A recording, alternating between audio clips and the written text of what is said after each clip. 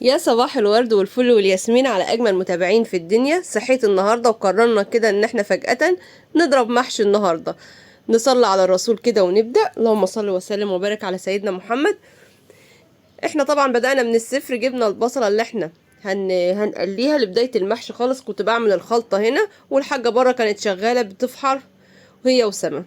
جبت البصلة وبدات ان انا احمر البصله. بحب قوي يعني ان انا ساعات بعمله مرتة، بس الاساسي بتاعي ان انا احمر البصله دي في بدايه المحشي. وجبت حله تانية على البوتاجاز وحطيت فيها الطماطم المسبكه معايا في الفريزر. دي طماطم مسبكه بسبكها كده وبتبقى جاهزه معايا. باخدها لكل حاجه بتبقى سريعه. احسن حاجه ما تيجي تعملي طبخه وتلاقي حاجتك كلها في التلاجة كده سريعه تنجز معاكي. دي هفكها على عين بوتاجاز، والعين التانية بعمل زي ما احنا شايفين البصله بقليها.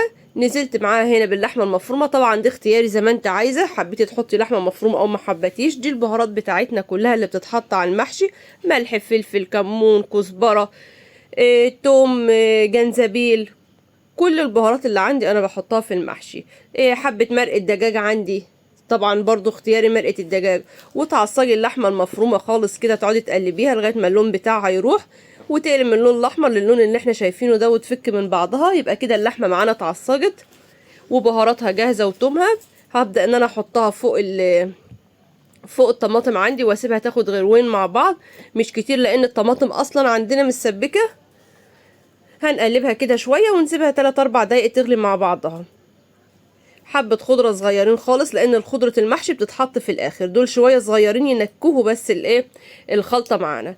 الخضرة بحط شبت وبحط كزبرة، مش بحط بقدونس في المحشي خالص. البقدونس ده بالنسبة لي للسمك.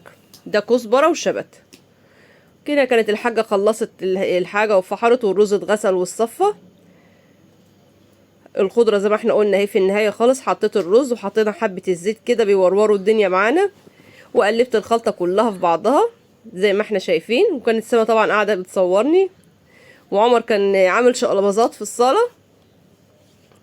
وكان في طبعا ورق كرنب الحاجة كانت لسه بتقطعه. يعني كل واحد فينا شغال. ده التعاون الأسري يا جماعة. كده الخلطة جاهزة عندي. قطعت بطاطاية على حبة ورق كرنب كانوا مقطعين وحطيتهم في أرضية الحلة دي اللي أنا عملت فيها الخلطة زي ما هي كده. فرغت الخلطة وحطيت الأرضية بتاعة الحلة عشان ما تلزقش مني. طبعا ده غلطة لأن ده سلق بس أنا ما سلقتوش. وده ورق أخضر عشان أحط طبقة تحت. والفلافلة والبتنجان عندنا اتفحروا واتغسلوا والصف والفلافلة. دايما كده الطبقة اللي تحت عندي بتاخد لون اسود فبحط لها ورق اخضر عشان لما تتحرق ارمي الطبقة اللي تحت. بحط البتنجان تحت هو والفلافلة وفوق الكوسة. وفي نص الحلة التاني بحط ورق الكرنب. يعني بعمل كله ده محشي الحلة الواحدة. تحت البتنجان على جنب وفوق الكوسة، والجنب التاني من الحلة لو عايزة بقى تحشي الكرنب. لو عندك ورق عنب، اي حاجة انت عايزة تحشيها. وزي ما احنا قلنا السلق لازم الاول تحطيه في مية مغلية تسلقيه وتشيليه على طول كده. انا ما عملتوش كده وطبعا ما عرفتش ان انا احشيه. بعد ما خلصت الحلة قمت اعمل المرقة اللي انا هحطها على الحلة. جبت كيس الطماطم من الفريزر ومليت الكاتل مية وحطيتها عليه. وحطيت طبعا فيها بهارات، حطيت مرقه وحطيت ملح وحطيت فلفل وظبطت الملح بتاعها كويس قوي قوي علشان احطها فوق حله المحشي. حط البهارات اللي تعجبك. انا حطيت ملح وفلفل وكمون وكزبره ومرقه. وكانت الحله طبعا بتاعتي هنا خلصانه ومحطوطه على البوتاجاز.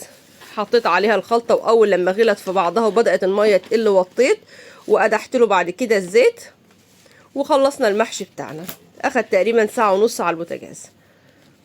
وهنا المحشي بتاعنا كان خلص طبعا، ومستنيه ان انا اقلبه. هم عاملين يضحكوا عليا وانا بقلبه يقول هتيجي تقلبيه مش هتعرفي. كده كان المحشي خلص اهو زي ما احنا شايفين. بسم الله ما شاء الله. اللهم صل وسلم وبارك على سيدنا محمد. المحشي خلصان وهنبدا ان احنا نقول بسم الله ونقلب المحشي. طبعا الناس بتحشي المحشي اللي هو البتنجان والكوسه واقف. انا بعمله نايم بدوره كده في الحله. طبعا الحله دي مكان ما طفت واتحرقت من تحت. بصوا بقى الجمال.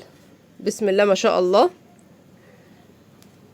كده المحشي بتاعنا خلص. قلت لهم سقفه يا جماعه، سقفه كده عشان الحله نزلت سقفه. قعدوا يضحكوا عليا برضو. ما تنسوناش يا جماعة في اللايك والاشتراك وتفعلوا زر الجرس علشان يوصل لكم كل جديد. ده كان المحشي بتاعنا النهاردة، ونشوفكم على خير ونقول سلام.